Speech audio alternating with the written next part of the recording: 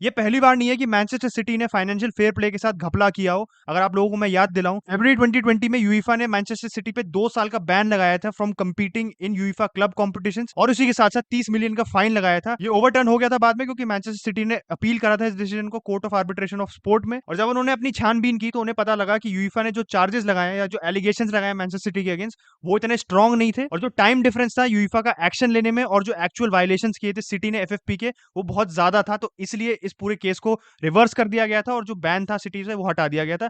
पर यह भी याद होगा आप लोगों की कि जोसे मोरिनो ने उस समय कहा था कि अगर मैनचेस्टर सिटी ने कुछ गलत नहीं किया तो उन पे फाइन क्यों लगा, क्योंकि सिटी पे 10 मिलियन का फाइन लगा था।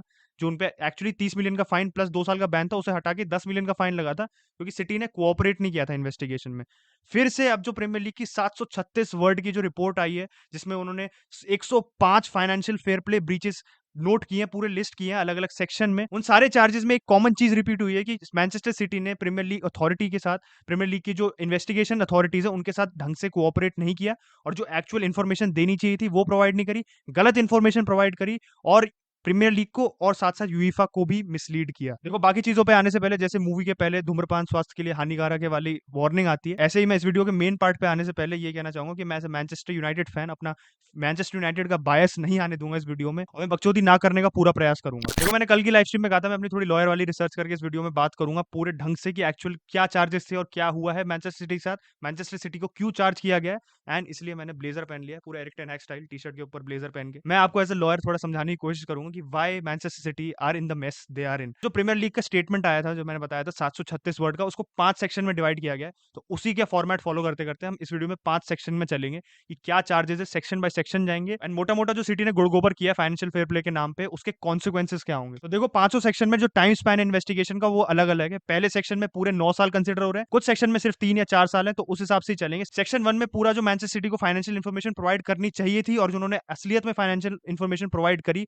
उसके बारे में बात करता है। तो 2009 और 10 के सीजन से लेकर 2017-18 सीजन तक ये पूरे 9 साल जो इन्वेस्टिगेशन जिसमें किया गया था उसको लेकर है। देखो, इसमें रूल बहुत ज्यादा है, तो 100 के आसपास तो रूल जो टोटल ब्रीच किए गए हैं प्रीमियर लीग का, जो रूल्स हैं सारे, जो रूल्स एंड रेगुलेशन, उसमें 100 से ज्यादा रूल्स हैं। तो मैं सारे रूल तो लिस्ट करूंगा नहीं, तो मैं सीधे सीधे आपको बता देता हूँ कि 3 चीज मेन सेक्शन 1 में फोकस की गई है।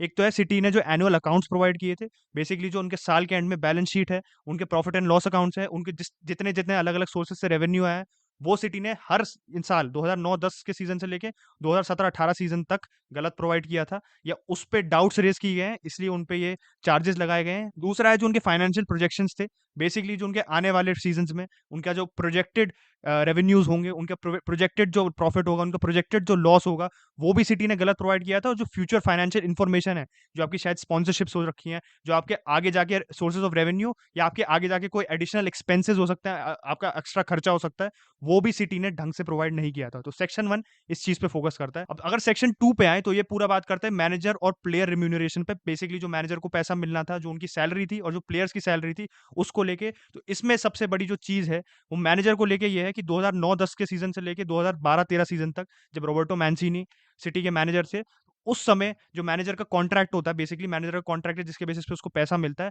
वो ढंग से उसकी डिटेल्स प्रोवाइड नहीं की थी। जब प्रीमियर लीग ने वो डिटेल्स मांगी थी तो सिटी ने वो ढंग से वो डिटेल्स प्रोवाइड नहीं की थी, और अच्छे से ये नहीं बताया था प्रीमियर लीग को कि क्या डिवीजन है उसके सैलरी का, किस किस चीज पे क्या सैलरी मिलेगी, क्या बोनसेस होंगे, या एक्चुअल उसकी पे कितनी है। जो एक्चुअल पे थी उससे कम दी गई है अपेरेंटली, उसको जो जितने सैलरी मिलनी थी उससे कम मिली, एंड सिटी ने ये जो फिगर होनी चाहिए थी उसको गलत बताया है। और अगर हम प्लेयर रिम्यूनरेशन की बात करें तो 2010-11 सीजन से लेकर 2015-16 सीजन तक जो प्लेयर रिम्यूनरेशन के कॉन्ट्रैक्ट होते हैं, जैसे मैनेजर का रिम्यूनरेशन का कॉन्ट्रैक्ट होता है, तो प्लेयर के रिम्यूनरेशन में एक तो उसकी जो बेसिक सैलरी होती है जो उसको मिलेगी, चाहे वो खेले या ना खेले, चाहे वो इंजर्ड हो या ना हो, और एक उसका होता है बोनसेस जो परफॉर्मेंस बेस्ड होता है, जो आप सब लोगों को पता है, सब नौकरी, बहुत लोग नौकरी कर रहे होंगे, परफॉर्मेंस बेस्ड बोनसेस होते हैं। तो उनका जो ब्रेकडाउन था कि बोनस में कितना मिलेगा और बेसिक सैलरी होगी, वो ढंग से डिस्क्लोज नहीं किया था सिटी ने, वो ढंग से प्रीमियर लीग को नहीं बताया था सिटी ने।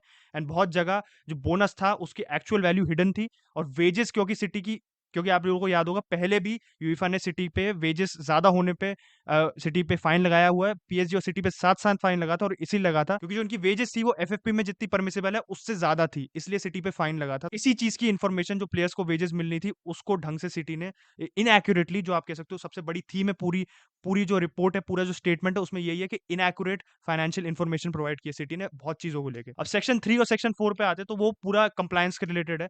सेक्शन 3 यूईफा के कंप्लायंसेस पे और सेक्शन 4 है प्रीमियर लीग के जो कंप्लायंस है। और कंप्लायंस किस चीज का है? सेक्शन 3 में 2013-14 सीजन से लेके 2017-18 सीजन तक, इन 4 सीजन में जो यूईफा के club licensing and FFP regulations हैं, उनका वायलेशन करा है सिटी ने, क्योंकि उन्होंने इनएक्यूरेट फाइनेंशियल इन्फॉर्मेशन प्रोवाइड की थी। तो सिटी का जो एक्चुअल खर्चा होता है और एक्चुअल उनका जो कमाई होती है, जो एक्चुअल रेवेन्यू होता है, उसको गलत बताया गया है। इस ड्यूरेशन के बीच में सिटी की जो स्पॉन्सरशिप्स थी, जो एटिहाद के साथ स्पॉन्सरशिप थी, सिटी पे एलिगेशंस लगाए गए थे। 2018 में एक फुटबॉल लीक्स आई थी, जो डर स्पीगल, एक जो जर्मन न्यूज़पेपर है, जर्मन जर्नलिस्ट हैं, उनकी बहुत चीजों को लेकर फुटबॉल लीक्स आए थे। उसमें इन्फेंटिनो पे भी एलिगेशन लगाए गए थे करप्शन के, और उस पे बायर्न म्यूनिख का भी बताया गया था कि वो एक अलग लीग बनाना चाहते हैं और वो चैंपियंस लीग भी छोड़ना चाहते थे, कुछ ब्रेकअवे कंपटीशन करना चाहते हैं।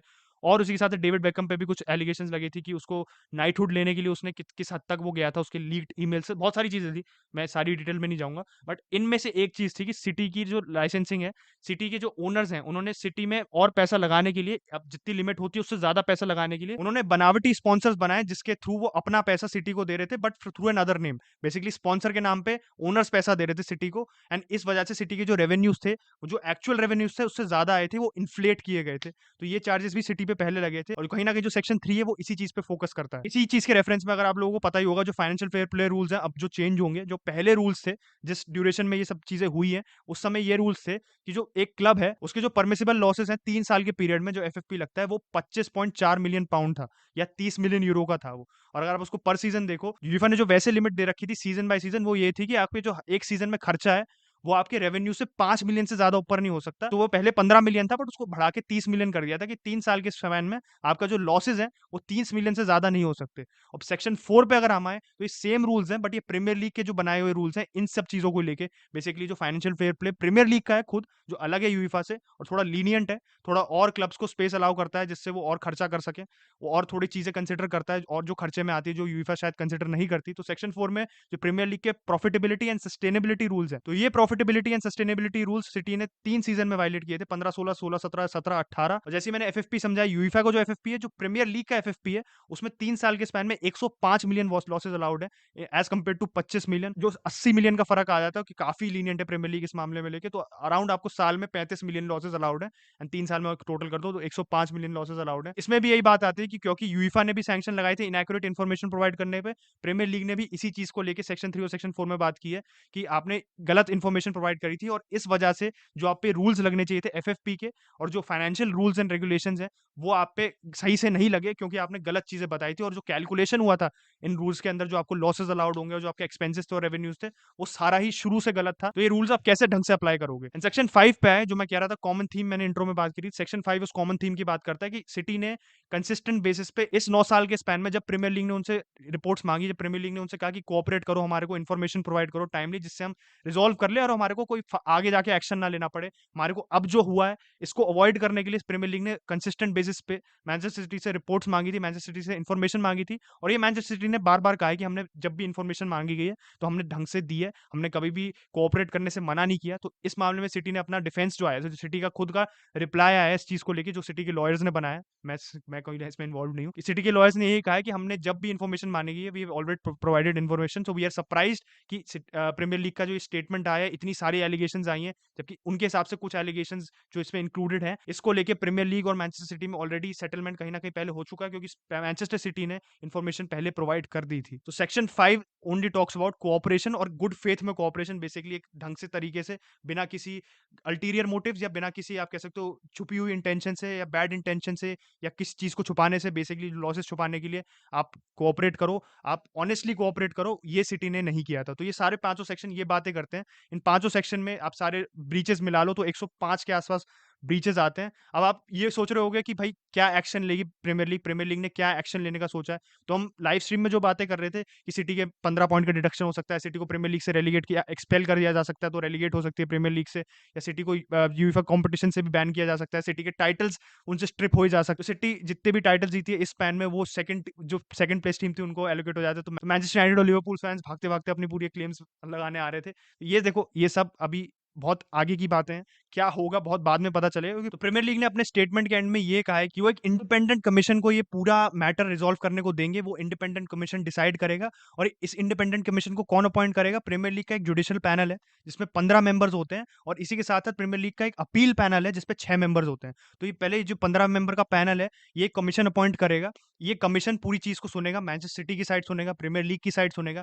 फिर जो उनका डिसीजन होगा, अगर उस डिसीजन से दोनों पार्टी खुश है, which is the Premier League and Manchester City, तो देखो मामला वहीं सेटल हो जाएगा। जो भी डिसिप्लिनरी एक्शन होगा, अगर सिटी उसको मान लेती है, या अगर एक्शन नहीं लिया जाता और प्रीमियर लीग उसको मान लेती है, सिर्फ फाइन से सब चीजें सेटल हो जाती है, तो आगे बढ़ेगा नहीं मामला। बट अगर इस इंडिपेंडेंट कमीशन के डिसीजन से ना खुश है दोनों पार्टी में से कोई भी, तो प्रीमियर लीग का अपील पैनल है, सिटी उनके पास जाएगी या प्रीमियर लीग उनके पास जाएगी। अगर वो ना खुश है डिसीजन से, वो अपील पैनल इंडिपेंडेंट कमीशन का जो डिसीजन है उसको एनालाइज करेगा, उसको ऑब्जर्व करेगा और फिर पॉइंट आउट करेगा कि उसमें गलतियां थी। अगर उसमें बहुत ज्यादा गलतियां थी तो वो अपना एक ऑर्डर देगा, और इंडिपेंडेंट कमीशन के ऑर्डर को इनवैलिडेट कर देगा और अपना एक नया ऑर्डर देगा। बट अगर उन्हें लगेगा कि इंडिपेंडेंट कमीशन की फाइंडिंग सही थी और इंडिपेंडेंट कमीशन ने कोई गलती नहीं की और फालतू अपील हुई है, तो वो कहेगा कि भाई इंडिपेंडेंट कमीशन का ऑर्डर स्टैंड करता है, हम इसमें कोई रिवीजन करना नहीं चाहते। तो ये होगा। अगर किसी के दिमाग में डाउट है कि क्या इसमें सीएएस फिर से आ सकता है, court of arbitration for sport, जो स्विट्जरलैंड में, जो आप कह सकते हो अल्टीमेट डिसाइडिंग अथॉरिटी है, वो इसमें नहीं आएगा। क्योंकि अब जुरिस्डिक्शन की बात आती है। अब देखो, फिर मैंने लॉयर वाला कोट पहना तो जुरिस्डिक्शन भी बता देता हूँ आपको।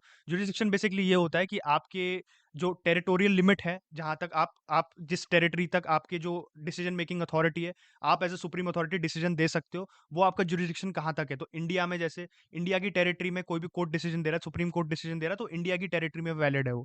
अगर कोई हाई कोर्ट दे रहा है तो हाई कोर्ट वो इंडिया के किसी स्टेट में वैलिड है, और अगर कोई डिस्ट्रिक्ट कोर्ट दे रहा है तो उसका जुरिस्डिक्शन उस पर्टिकुलर डिस्ट्रिक्ट तक एक्सटेंड होता है। तो बेसिकली ये जुरिस्डिक्शन होता है, बहुत कोई कॉम्प्लिकेटेड चीज नहीं है। तो जो CAS court of arbitration for sport का जो जुरिस्डिक्शन है वो यूरोपियन डिसीजन पे होता है। और क्योंकि आपको पता है ब्रेक्सिट भी हो चुका है, तो जो इंग्लिश जुरिस्डिक्शन है, इंग्लिश आर्बिट्रेशन जो होता है, ये पूरा आर्बिट्रेशन प्रोसेस से होगा। आर्बिट्रेशन में बेसिकली जो कमीशन अपॉइंट होता है, इसमें आर्बिट्रेटर होता है जो आप दोनों साइड के लॉयर्स को सुनता है। ये कोर्ट में नहीं होता है, ये आर्बिट्रेटर एक बेसिकली बीच में एक पार्टी होती है जो दोनों साइड सुन के और दोनों पार्टीज के साथ इंटरेक्ट करके उनके जो उनको बहुत अच्छा लगे डिसीजन वो देता है।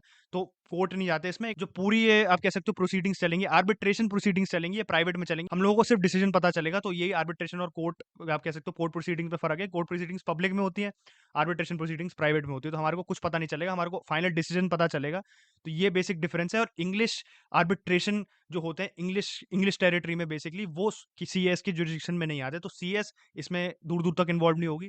ये ज्यादा से ज्यादा प्रीमियर लीग के जो अपील पैनल है वहां तक जाएगा डिसीजन, अगर जाएगा, एंड हमारे को बाद में पता चलेगा। तो जो भी एक्शन लिया जाएगा वो बाद में लिया जाएगा। जहां तक पॉइंट डिडक्शन की या किसी भी एक्शन की बात है in terms of disciplinary action, वो फ्यूचर में लिया जाएगा, बेसिकली अगले सीजन में लिया जाएगा। रेट्रोस्पेक्टिवली नहीं लिया जाएगा, तुरंत नहीं लिया जाएगा। देखो, डिसीजन लेने की बात करो तो प्रीमियर लीग के रूल्स में इतना तक अलाउड है कि वो आपको टाइटल्स भी स्ट्रिप कर सकते हैं। Basically they can they can do a points deduction, वो आपको प्रीमियर लीग से एक्सपेल भी कर सकते हैं। ये सब अलाउड है, ये सब रूल्स में परमिटेड है। अगर उनको लगे, प्रोपोर्शनेटली बात है सबसे बड़ी, प्रोपोर्शनेटली अगर उन्हें लगे कि ऐसा इस लेवल का ऑफेंस किया गया है कि उनको एक्सपेल करना पड़े प्रीमियर लीग से, तो वो कर सकते हैं। या उन्हें जो भी लगे, in whatever manner they see fit, they can take a remedial action. Basically जो उनको लगे, जो सिचुएशन को सूट करता है, उस हिसाब से वो कोई और एक्शन भी ले सकते हैं जो नेसेसरीली लिस्टेड ना हो। तो ये पूरी तरीके से आप कह सकते हो एक लीगल, आपको कह सकते हो ब्रेकडाउन था पूरी जो मैनचेस्टर सिटी के अगेंस्ट जो स्टेटमेंट आया और मैनचेस्टर सिटी के अगेंस्ट चार्जेस क्या है। क्योंकि हम लोगों ने ये तो बात कर ली कि ये हो जाएगा वो हो जाएगा, हमने बहुत गॉसिप टॉक तो हमने कर ली कि क्या हो सकता है क्या नहीं हो सकता है, और हमने एक बहुत आप कह सकते हो बेसिक रिएक्शन तो दे दिया था जो तुरंत न्यूज आई थी। बट जो एक्चुअल जो हो सकता है और जो आगे जाके होगा, वो आप लोगों को मैंने इस वीडियो में समझा दिया। तो अगर आप लोगों को ये वीडियो अच्छा लगा हो, मेरा ब्लेजर अच्छा लगा हो, make sure you like this video, subscribe to the channel. 21K की रोड शुरू हो गई है, बट आप लोग सब्सक्राइब ही नहीं करते, तो make sure you subscribe, and I will catch you guys in the next video. Bye bye.